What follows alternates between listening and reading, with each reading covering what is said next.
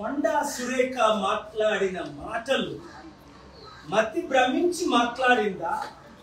ఏమైనా ఈ మధ్యన ఎక్కువ డ్రగ్స్ హైదరాబాద్ లో వాడుతున్నారు, డ్రగ్స్ వాడుకొని మాట్లాడిందా? లేదా పిచ్చెక్కి లేదా పిచ్చుకొక్క కరిస్తే పిచ్చుకొక్క కరిచినప్పుడు ఎలాగ పిచ్చి పిచ్చిగా మాట్లాడతారో అట్లా మాట్లాడిందా? లేదా మేము అధికారంలో ఉన్నాం కదా, మేము ఏం మాట్లాడినా దాను నాగేంద్ర అసెంబ్లీలోనే బూతులు తింటే ఆయన్ని సస్పెండ్ చేయలేదు, నన్ను ఎవడేం చేయగలదు అని మాట్లాడిందా? ఏదేమైనా చట్ట విరుద్ధంగా ఆవిడ మాట్లాడింది. ఒకటో పాయింట్. రెండవ పాయింట్ ఏంటంటే క్రిమినల్ సెక్షన్. రాహుల్ గాంధీ అంతకంటే చిన్న స్టేట్మెంట్ గుజరాత్ లో ఇస్తే ఆయన మెంబర్ ఆఫ్ పార్లమెంట్ మెంబర్షిప్ నే రద్దు చేసి మోదీని ఇంకొక మోదీ కుటుంబంతో కంపేర్ చేశాడని 2 సంవత్సరాలు జైలు శిక్ష విధించి నోటీస్ ఇవ్వకుంటే, అంత సడన్ గా టైం ఇవ్వకుంటే ఇల్లు ఖాళీ చేయించి నడి రోడ్డు మీద రాహుల్ గాంధీ పడేశారు. మరి కొండా సురేఖ మాటలు 100 రెట్లు వరుసగా ఉన్నాయి. ఒకటి, కాల్ ట్యాపింగ్ లో అప్పుడు కాంగ్రెస్ లో బిఆర్ఎస్ లో ఉన్న వారి వీడికి ఏమైనా ఇన్ఫర్మేషన్ ఇచ్చారా? ఇప్పుడు క్రిమినల్ ఇన్వెస్టిగేషన్ చేయాలి వీడి మీద ఇమీడియట్ గా. ఇప్పుడు కూడా డీజీపీ ఎందుకు ఆవిడని ఇమీడియట్ గా అరెస్ట్ చేయలేదు నోటీస్ ఇచ్చి? 2,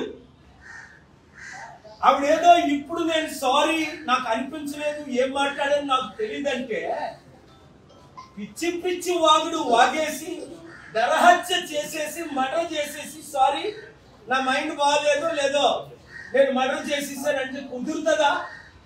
ఇప్పుడు సమంతకి ఎంత హ్యూమిలియేషన్, సమంతకి ఎంత డిస్ట్రెస్. ఇదే అమెరికాలో అయితే 8,000 కోట్లు $1 బిలియన్ చిన్న యాక్సిడెంట్ జరిగితే $1 బిలియన్ జడ్జిమెంట్స్ ఉన్నాయి. లీగల్ ప్రాసిక్యూషన్ అంటే క్రిమినల్ ప్రాసిక్యూషన్, డిఫమేషన్ ఇవన్నీ ప్రిపేర్ చేశాను ఆల్రెడీ. ఒక 72 గంటల టైం ఇస్తున్నాను కొండా సురేఖ రాజీనామా చేయడానికి. లేదా రేవంత్ రెడ్డి ఆవిడ్ని కాంగ్రెస్ పార్టీ రాహుల్ గాంధీ మహిళల పట్ల ఏమైనా గౌరవం ఉంటే ఆవిడ్ని ఇమీడియట్ గా పార్టీ నుంచి పదవి నుంచి తొలగించాలి. తద్వారా ఏమవుతుంది? 50% ఉన్న మహిళలకు మేము మహిళలను గౌరవిస్తున్నామని నోటీస్ పంపించడం. మీకు చిత్తశుద్ధి బయట లేకపోయినా ఉన్నట్టేనా వ్యవహరించండి. కనుక చాలా సెక్షన్స్ ప్రకారం డెఫినేషనే కాదు, క్రిమినల్ ప్రొసీడింగ్స్ కాదు, చాలా సెక్షన్స్ ఉన్నాయి. అవన్నీ నేను తర్వాత మాట్లాడతాను. 72 గంటల్లో కొండా సురేఖ రాజీనామా చేయాలి. 2, సమంత పేరుతో వాళ్ళ కుటుంబం అన్నది సమంతకి ఇంటికెళ్ళి అపాలజీ చెప్పాలి, నాగార్జున ఇంటికెళ్ళి అపాలజీ చెప్పాలి, నాగార్జున భార్యకి చెప్పాలి. వారి కుటుంబాలు నేను ఎప్పుడు కలలేదు, నాకు తెలియదు. అలాగే నాగార్జున కొడుకు వేరేదో నాగా చైతన్య తనకి అపాలజీ చెప్పాలి. తక్షణమే రాజీనామా చేయాలి, లేదంటే all hell will break loose. గర్వం ఎక్కువైపోయి కాంగ్రెస్ పార్టీ చూసారా నిన్నేం జరిగింది? పొంగులేటి శ్రీనివాసరెడ్డి అదానీని సీక్రెట్ గా ఎందుకు కలిశాడు హోటల్లో? అందులో కాంగ్రెస్ లీడర్ కొనుగోలు ఎందుకున్నాడు? కొండానిక పొంగులేటి శ్రీనివాసరెడ్డి మీద రైతులు చేయించారు. ఆయన ఒక పెద్ద అవినీతి పరుడు. అవసరం వచ్చినప్పుడల్లా పార్టీలు మారుతుంటాడు, అందరికీ టోపీలు పెడుతుంటాడు. ప్రజలకు కూడా బుద్ధి లేదు. ఈ బుద్ధి లేని దొంగలకి, దోచుకున్నోళ్ళకి, మోసగాళ్ళకి, అవినీతి పరులకే ఓట్లు వేస్తున్నారు. 5,000 అంత తీసుకోవాలి. ప్రజలకి బుద్ధి రావాలి, గవర్నమెంట్ కి బుద్ధి రావాలి.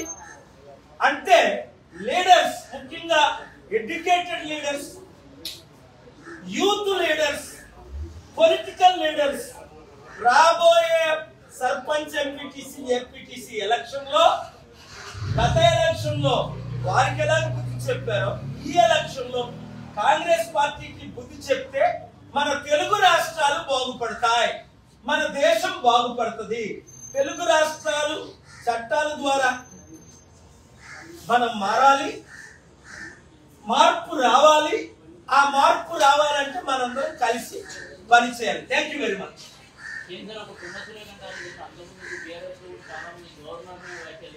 తప్పకుండా వాళ్ళందరి గురించి నేను చాలా తీవ్రంగా ఖండించాను.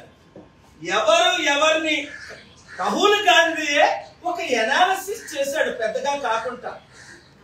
I supported, I wrote a letter, sumoto letter to the Chief Justice of India to restore Rahul Gandhiji a 9-page letter documentation with evidence that many politicians are speaking worse than Rahul Gandhiji.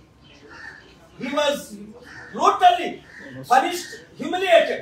But Konda Sureka ee roju kuda కళ్ళు నెత్తికి వచ్చిన తరము కలదు అందు. కాంగ్రెస్ వాళ్ళందరికీ కళ్ళు ఎత్తుకొచ్చాయి.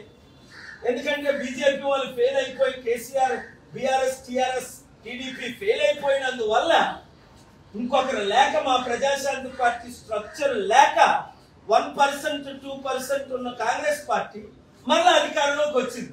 ఇప్పుడు ప్రజలకు బుద్ధి వచ్చింది. అరే బాబు, మళ్ళీ కేసీఆర్ ఉంటే బాగుందని. బుద్ధి లేదా మీకు? మళ్ళీ కేసీఆర్ ఎందుకు మనకి? వాళ్ళందరూ ఒకటే, గుర్తించుకోండి. ఆ 2-3 పార్టీలు, ఆ 2-3 కుటుంబాలు మన బడుగు బలహీన వర్గాలు, బీసీలు, ఎస్సీలు, ఎస్టీలు, ముస్లిం, క్రిస్టియన్ 90% ఉన్న మనల్ని అధికారంలోకి రానివ్వలేదు 78 సంవత్సరాలు. ఇక ముందు రానివ్వరు. కనుక మీరు కేసీఆర్ని మర్చిపోండి, కేటీఆర్ని మర్చిపోండి, ఆ పార్టీని మర్చిపోండి. వాళ్ళకి రెస్ట్ ఇద్దాం 10 సంవత్సరాలు. మన ప్రజాశాంతి పార్టీని గెలిపించుకుంటే ఇలాంటి పనికిమాలిన అవినీతి, కుటుంబ, కుల, చట్ట విరుద్ధంగా మాట్లాడినోడు ఎవరు నోరెప్పి మాట్లాడు. డెమోక్రసీ అంటే అర్థం ఏంటి? ఫ్రీడమ్ ఆఫ్ స్పీచ్ ఆర్టికల్ 19 ఉందని పిచ్చి కుక్కలాగా వాగడమా డిఫెండ్ చేస్తూ? కనుక దీన్ని నాట్ ఓన్లీ నేను తీవ్రంగా ఖండిస్తున్నాను, చట్టపరంగా అన్ని విధాల 72 గంటల తర్వాత నేను యాక్షన్ తీసుకుంటాను. కేసు ఫైల్ చేస్తాం. ఇప్పుడు 15 కేసులు ఫైల్ చేసాం, 15 గెలిచాం. కేసీఆర్ మీద కేసులు ఫైల్ చేసాం.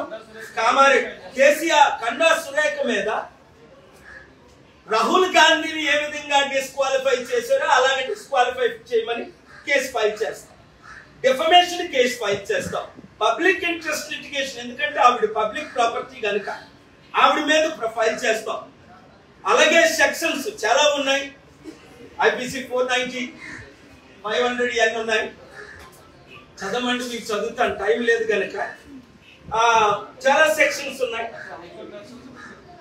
పరిస్థితిని బట్టి వీలైతే అక్కడ ఇప్పుడు 72 గంటల తర్వాత కోర్టు సెలవులు ఉన్నాయి కనుక అక్టోబర్ 14 వరకు అది మ్యాటర్ హౌస్ మోషన్ కాదు కనుక 14 తర్వాత తెలంగాణ హైకోర్టు జ్యూరిడిక్షన్ ఉంది, వేస్తాం. లేదంటే సుప్రీంకోర్టులో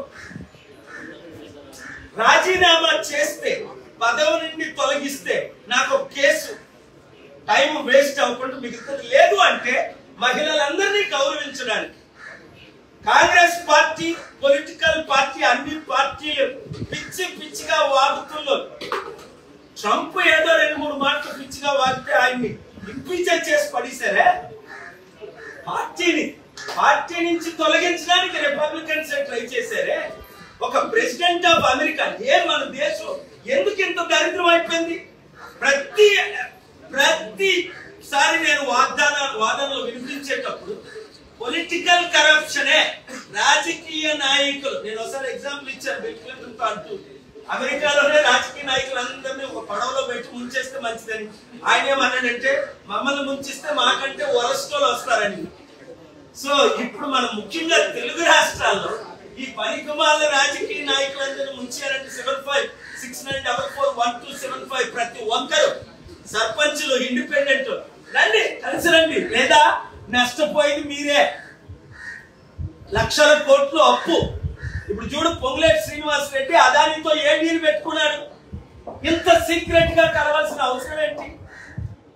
ఈడీ నోటీసులు ఆయనకి పంపించి ఆయన కంపెనీలు లాక్కోవడానిక, లేదా ఆయన బీజేపీలో చేర్చుకోవడానిక, మరలా తెలంగాణ గవర్నమెంట్ ఏకనాథ్ సిండే లాగా డిస్ట్రాయ్ చేయడానిక, లేదా మన బీసీలు ముఖ్యంగా వీళ్ళు అమ్ముడుపోయిన బీసీలు వదిలేయండి, పార్టీలు మారిన బీసీలు వదిలేయండి.